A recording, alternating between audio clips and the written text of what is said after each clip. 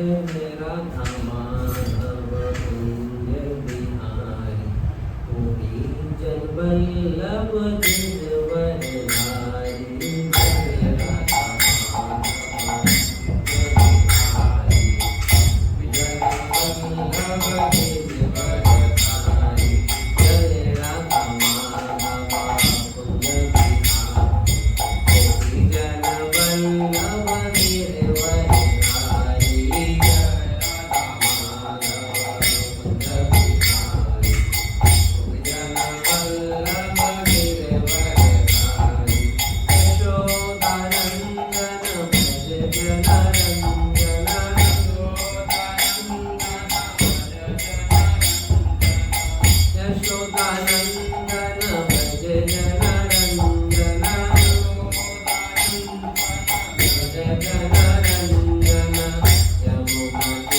वल्लभ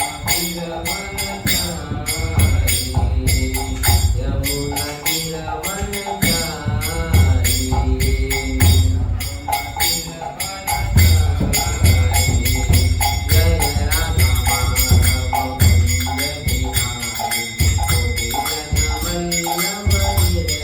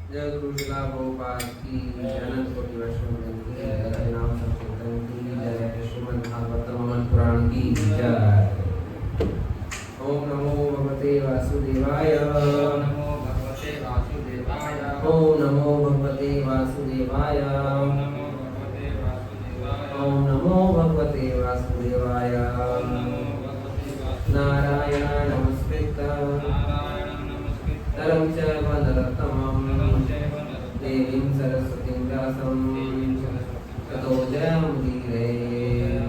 दष्टप्रायेषु भद्रेषु नित्यं भागवत सेवया भगवते उत्तमं श्लोके भक्तिर्भवति नैष्ठकी।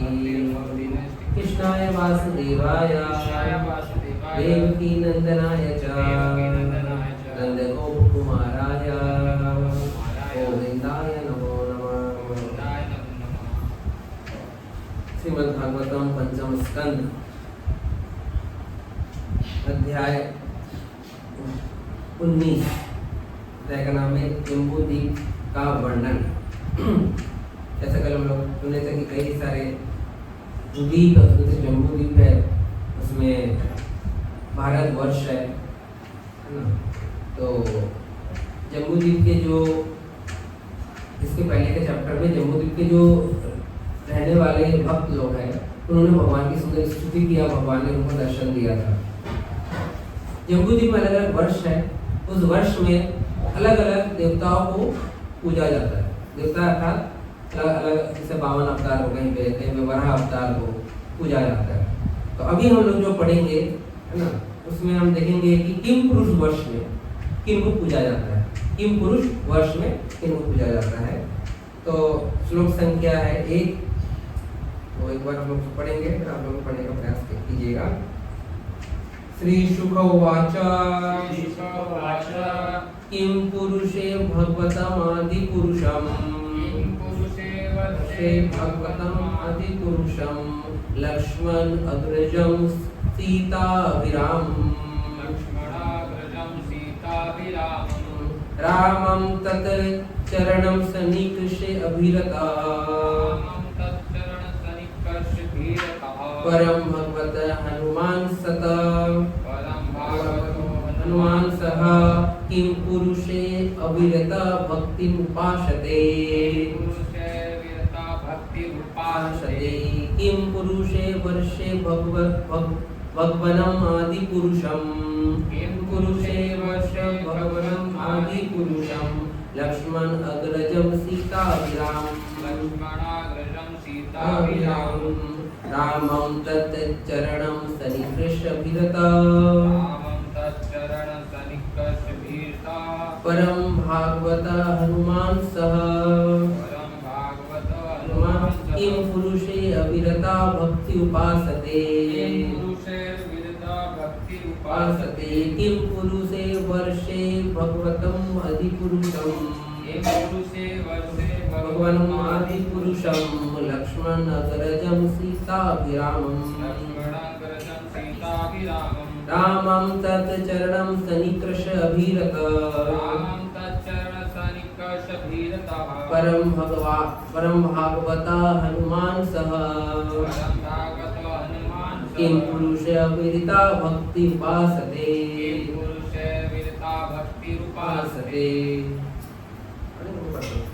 श्री शुक उवाच, बोलिए। श्रील सुखदेव गोस्वामी आगे बोले, किम पुरुषे वर्षे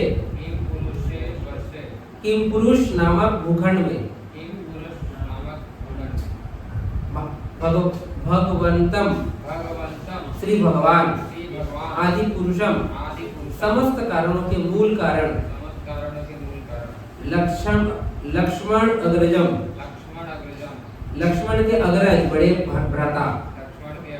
भ्राता सीता अभिरामम सीता माता को अत्यंत प्रिय अथवा सीता माता को अत्यंत प्रिय अथवा सीता देवी के पति रामम भगवान रामचंद्र को तच्चरण सन्निकृष्य अभिरता भगवान श्री राम के चरण कमलों की सेवा में सदैव तत्पर परम भागवत संपूर्ण ब्रह्मांड में विख्यात महान भक्त हनुमान श्री हनुमान जी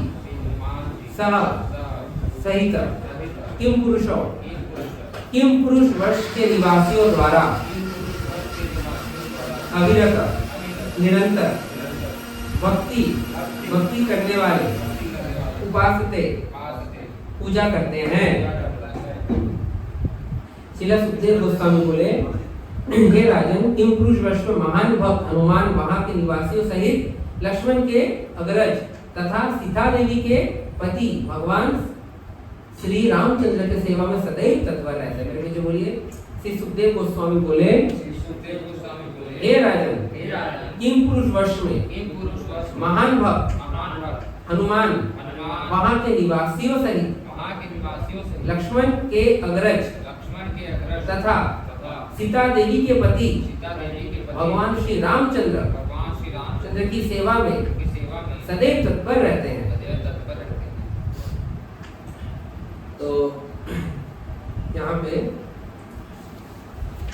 हम किसके बारे में आलोचना कर रहे हैं? किम पुरुष वर्ष के बारे में। हमको जैसा कल हम डिस्कस किए भी थे, भगवान ने संरचना कैसे किया है ये सब का ज्ञान होना बहुत ज्यादा जरूरी है। भगवान ने किस प्रकार से सृष्टि का रचना किया है, कैसे हमारे सुख के लिए मीठा जल का स्रोत भी बनाया, नमकीन जल का स्रोत भी बनाया, अलग अलग प्रकार के जल के स्रोत भी बनाए। तो हमारा जो भूखंड है उसके चारों तरफ क्या चीज का समुद्र है पता है? किस समुद्र है? नमक का। नमक का किसका? नमक का। ठीक है। उसके बाद फिर एक भूखंड आता है जो कि हमारे मैप में नहीं दिखता है। हमारे जो जमीन है जहां हम रहते हैं इसको चारों तरफ कौन सा समुद्र से घिरा हुआ है? नमक वाला। वैसे ही फिर उससे 10 गुना बड़ा एक भूखंड आता है। वो भी इससे और वो क्या रहता है? चारों तरफ से रहता है दूध से। किससे? दूध से। फिर उससे 10 गुना बड़ा एक भूखंड आता है। वो किससे रहता है? शहद। उसके बाद किससे रहता है? आमरस। ऐसा करके 7 भूखंड है जिसको हमारे मैप से, गूगल मैप से हमको नहीं दिखता है। ऐसा करके अलग अलग भूखंड है, कहीं मीठा जल, कहीं नमकीन जल, कहीं आमरस। कैसे पॉसिबल है आमरस? जब हम हमारे इसका संरचना देखेंगे ना भौतिक सृष्टि का, तो हम देखेंगे हमारे भौतिक सृष्टि के बीचों बीच क्या है? सुमेरु पर्वत। क्या है? सुमेरु पर्वत बीचों बीच एकदम खड़ा है। इसका सबसे ऊपर क्या है? उसके ऊपर क्या है? अमरावती। क्या है? अमरावती। अमरावती क्या है? स्वर्ग, इंद्रदेव का राजधानी। वहां पे अमरावती में सुधर्मा सभा है। क्या है? सुधर्मा सभा। जैसा पार्लियामेंट बोलते हैं कॉन्स्टिट्यूशन, वैसे इंद्रदेव का कॉन्स्टिट्यूशन है। क्या नाम उसका? सुधर्मा सभा। वहां क्या होता पता है? हमारी मांग ये पूरी करो। यहाँ होता है ना, सभी देवता तो आके पूछते हैं, देखो यहाँ पाकिस्तान में लोग गड़बड़ कर रहे हैं, यहाँ पे थोड़ा वो करना पड़ेगा। पंजाब में भी थोड़ा ड्रग्स ज्यादा हो रहा है, थोड़ा ठंडा करना पड़ेगा। तो वहाँ ना पूरा ठंडा हो गया शायद पंजाब में, है ना। नेपाल में भी थोड़ा भूचाल लाना पड़ेगा, तो नेपाल में भी थोड़ा भूचाल आता है। तो इस प्रकार की जो डिसीजन मेकिंग होता है वो कहाँ पे होता है? सुधर्मा सभा में होता है। और वहाँ का मजेदार चीज यह है कि सुधर्मा सभा में आप बैठेंगे तो समय आगे नहीं बढ़ता है, मनुष्य को प्यास नहीं लगता है, वैसे वो भूख नहीं लगे। यहाँ तो जैसे मीटिंग चालू हुआ है, क्लास चालू हुआ, तुरंत पेट में भूख लगना चालू हो जाता है ना। सुबह उठे मंगल आरती के बाद जल्दी चना लाओ, कहाँ है चना, है ना, मूंगफली के साथ, है ना। लेकिन ऐसा नहीं है, वहाँ पर सुधर्मा सभा में बैठते हैं तो भूख प्यास कुछ नहीं लगता है। ये कहाँ पर है? अमरावती, स्वर्ग की राजधानी, इंद्रदेव का राजधानी। तो अभी हम जो पढ़ रहे हैं वह जम्बूद्वीप के अलग अलग जो वर्ष है, वर्ष मतलब खंड, अलग अलग खंड में जम्बूद्वीप के अलग अलग जो भगवान के अवतार है उनको पूजा किया जाता है। जैसे हम पीछे बड़े ऋषिकेश भगवान को कहीं पूजा किया जा रहा है, कहीं पे पूजा किया जा रहा है नर नारायण को, कहीं पे पूजा किया जा रहा है कूर्म अवतार को। वैसे यहाँ पे जो पूजा किया जा रहा है, उनको पूजा किया जा रहा है किम पुरुष वर्ष में?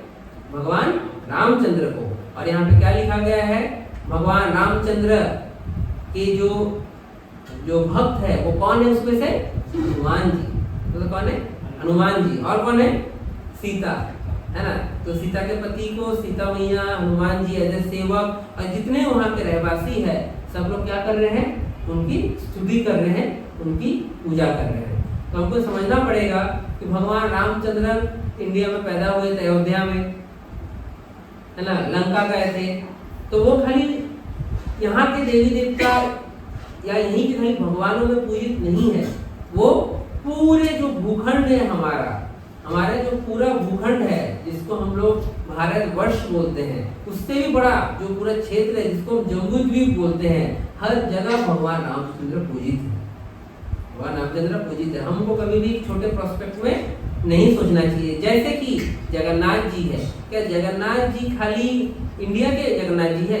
नहीं, वो पूरे जगत के नाथ है, पूरे जगत के नाथ है। तो हमको जगन्नाथ जी को यही प्रार्थना करना चाहिए कि भगवान आप जैसे भक्तों के लिए क्या करते हैं, हाथ पसारे खड़े रहते हैं, जैसे कैसा लगता भाव देखने से अभी हमको आलिंगन करने वाले, यही भाव है जगन्नाथ जी को देखने से, और कोई भी भगवान का ऐसा नहीं लगेगा हाथ ऐसा पसारे खड़े हैं, तो हाथ पसारे खड़े रहते हैं। किसके लिए? हमारे लिए, कि आइए हमसे आप प्रेमवश आलिंगन कीजिए करके, ये भाव है। हमको भगवान को देख के भी मन में यही भाव लाना चाहिए। तो जगन्नाथ जी का इस प्रकार का भाव है। वैसे ही रामचंद्र जी का भाव देखिए कितना करुणामय। भगवान जी जब क्षीर सागर में संयन करते हैं तो उनका सेवा कौन करते हैं? लक्ष्मी मैया। लेकिन के सागर में और कोई प्राणी नहीं है, रहते हैं ना, तो क्षीर सागर में कछुआ वो आके भगवान के चरण को स्पर्श करने का प्रयास कर रहा था, तो लक्ष्मी मैया क्या करी? गेट आउट, तुम कैसे आ सकते हो मेरे जगह में सेवा करने के लिए, है ना। लेकिन भगवान का करुणा देखिए, उन्होंने उनको बोला नहीं टेंशन मत लो, तुम्हारा मैं ऐसा व्यवस्था करूंगा कि तुम जब मेरा सेवा करोगे तो लक्ष्मी का भी हिम्मत नहीं होगा कि तुमको मना कर पाए। तो रामचंद्र भगवान जब अवतार लेते हैं और वनवास के समय जब सरयू पार करना रहता है, वहां भी निषाद राज केवट उनको प्रार्थना करते हैं क्या कि प्रभु आपने तो मुझे नौका पार करने बोला है, तो मैं कैसे पार करूं? क्यों, क्या हो गया? अरे आपके तो चरण लगने से पत्थर भी क्या बन जाता है? स्त्री बन जाता है। आप मेरे नौका में चरण रखोगे ये भी स्त्री बन जाएगी। एक स्त्री को इतना मुश्किल से मैं पाल रहा हूँ, दूसरा कहां से पालूंगा मैं भगवान? अरे बड़ा दुविधा हो गया, तो कैसे करें? बोले एक उपाय है, आपका चरण रज को मैं धो देता हूँ, आपके चरण को मैं धो देता हूँ, फिर वो रखोगे तो भी टेंशन नहीं है। तो फिर वहीं पे केवट ने भगवान को बैठाया तट पे और चरण धोए भगवान श्री रामचंद्र जी के। उसके बाद उन्होंने कहाँ चढ़ाया उनको? अपने नाव में चढ़ाया। तो क्या सीता देवी मना कर पाई? उनका सौभाग्य सीता देवी को भी नहीं मिला, जो केवट को सौभाग्य मिला ना। इस प्रकार भगवान बड़े करुणामयी होते हैं, चाहे वो किसी भी अवतार में आए हो, चाहे वो किसी भी अवतार में आए। रामचंद्र प्रभु ने भी ऐसे ही अपने भक्तों के ऊपर कृपा किया। नरसिंहदेव भगवान भी आए। नरसिंहदेव जब क्रुद्ध रूप में बैठे थे, आप सबने अभी मूवी भी देखा होगा, क्रुद्ध रूप में बैठे थे, तो ब्रह्मदेव को हिम्मत हुआ? नहीं हुआ। उनकी पत्नी को हिम्मत हुआ? नहीं हुआ। शिव जी को भी हिम्मत नहीं हुआ, भगवान शांत हो जाइए। उन्होंने किनको भेजा? प्रहलाद, जाओ जाओ, कुछ डांट पड़ेगा तुम डांट खाओ, हम पीछे खड़े रहते हैं, है ना। तो प्रहलाद महाराज गए, भगवान को माला पहनाया, भगवान ने प्रेम वर्ष उनको अपने गोदी में बैठाया, उनके सर में हाथ फिराया, गाल को चाटा। इसके बाद भी उनका मन नहीं भरा, बोलते प्रहलाद मैं तुमको क्या दूं, तुम क्या चाहते हो? बोले भगवान आपने तो मुझे ऐसा कुछ दे दिया है जो तीनों लोग में आपको किसी को आपने नहीं दिया है, ना लक्ष्मी मैया को दिया है, ना अपने पुत्र ब्रह्मदेव को दिया है, ना शिव जी को दिया है। आपने मुझे अपने गोदी में बैठा लिया, मेरे सर में हाथ फेर के मेरे गाल को चाट लिया है, ऐसा सौभाग्य किसके पास है? लेकिन फिर भी कुछ देना चाहता हूँ मैं भगवान को, तो क्या दूं? तो प्रहलाद महाराज बोले इतना ही कृपा कीजिए भगवान कि अगर आप देना ही चाहते हो मुझे वरदान की दीजिए कि मरण पर्यंत तक मैं भक्तों का संग मेरे से नहीं छूटे, मैं हमेशा भक्तों के संग में रह पाऊँ, भक्तों का सेवा कर पाऊँ, भक्तों का गुणगान कर पाऊँ, सुन पाऊँ। तो यही हमको जीवन भर समझना है कि जो बड़े बड़े हमारे जो आचार्य हैं, बड़े बड़े जो हमारे भक्तों के बारे में जो हम सुनते हैं, उनके चरित्र को हम अपने जीवन में उतार पाए। जैसे कि प्रहलाद महाराज, ध्रुव महाराज, है ना, जैसे कि निषाद राज केवट, इतने अच्छे अच्छे भक्त हैं हमारे जो भागवत में आते हैं, उनके बारे में सुनेंगे, उनके चरित्र को जीवन में अपनाएंगे तो डेफिनेटली हम भी भक्ति में अग्रसर होंगे। वैसे उनके भक्त कौन है? हनुमान जी, किनके? रामचंद्र के परम भक्त। और हमारा देखिए इतना सुंदर ग्लोरियस हमारा गुरु शिष्य परंपरा है। हमारे इसमें पुत्र से भी अधिक महत्व किनको दिया जाता है? शिष्य को दिया जाता है। आप देखेंगे रामचंद्र के इतने बड़े भक्त हुए, कौन? हनुमान जी। उनको रामचंद्र जी की कृपा से आज कितने सारे मंदिर किनके हैं? हनुमान जी का है। लव कुश का कितना मंदिर है? नहीं है, है ना। तो ये भगवान का हितु की कृपा है भक्तों के ऊपर, है ना। कि देखो मैं अपने पत्नी को भी नहीं पूछता, मैं अपने बच्चे को भी नहीं पूछता, लेकिन मैं किनको पूछता हूँ? अपने भक्त। राधा रानी भगवान की परम भक्त, है ना। आप मेरे साइड में, आपका मेरा पूजा हो। वैसे हनुमान जी परम भक्त, रामचंद्र जी से अधिक सर्वोत्तम को हनुमान चालीसा का पता है ना। सोचिए किससे बड़ा क्या कृपा कर सकते हो भगवान। जब तुलसीदास जी लिख रहे थे किनके बारे में? हनुमान जी के बारे में, है ना। तो उन्होंने तो मना कर दिया, नहीं आप मेरा गुणगान कैसे लिखते हैं? परेशान हो गए, कैसे करूं फिर करके। तो आपका कहाँ गुणगान है प्रभु? ये तो किनका गुणगान है? श्री गुरु चरण सरोज रज निज मनु मुकुर सुधारी, है ना। वरणु रघुवर विमल जसु जो दायकु फलचारी, बुद्धिहीन तनु जानिके सुमिरो पवन कुमार। अब देखिए तीसरे लाइन में आया पवन कुमार, दूसरे लाइन में क्या था? श्री रामचंद्र जी के बारे में। तो ऐसा करके भक्त एक दूसरे भक्त के ऊपर कैसे भाव रखता है। देखिए नहीं प्रभु मैं आपका गुणगान कहाँ लिख रहा हूँ? किनका गुणगान लिख रहा हूँ? राम जी का। लेकिन दो लाइन में राम जी का लिख कर तीसरे लाइन से किनका चालू हो गया? हनुमान जी का गुणगान लिखना चालू हो गया। तो ऐसे भक्तों का भाव होता है कि दूसरे भक्त को कैसे महान दिखाया जाए, महान उनके गुण का जो गुणगान है कैसे बढ़ाया जाए। तो हमारा भी यही कर्तव्य होना चाहिए, किसी भक्त में दोष ना देख के दूसरे भक्त कितना महान है एक चीज के बारे में देखे, दूसरा भक्त कितना सेवा करता है इस चीज को देखे और उस अच्छा चीज का ही प्रोपोगेशन करे, लोगों को बताए। दोष दृष्टि भी नहीं होगा और दोष दृष्टि नहीं होने से वैष्णव अपराध नहीं होगा, वैष्णव अपराध नहीं होने से डेफिनेटली हमारा भक्ति भी बहुत अच्छा होगा। ठीक है, चलिए बाकी कल पढ़ेंगे। श्रील प्रभुपाद की जय, वैष्णव की जय। श्रीमद् भागवतम अमर पुराण